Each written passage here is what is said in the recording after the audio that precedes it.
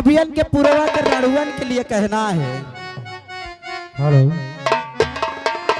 और हमारी जवनिया गरम मसाला हो, अब सहलो ना जाला। हमारी जवानी गरम मसाला हो, अब ना जाला। हमारी जवानी गरम मसाला।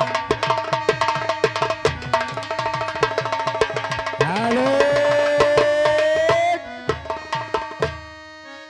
तो उनका जाना था क्या है? छेदी। छेदी? हाँ छेदी। छेदी लाल ग्राम बरैसा निवासी हैं। आए मेरे जीजा जी हैं। हाँ। तेरे जीजा मेरे साड़ू है। देख ले बहुत मारूंगी।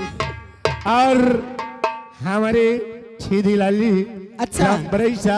हाँ। 20 रुपए आपके लिए। अच्छा। और 10 रुपया इनका बरे।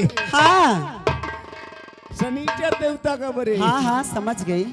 दे रहे हैं। क्या कह रहे हैं? ये स्पेशल आए राजा बजा दे है बाजा।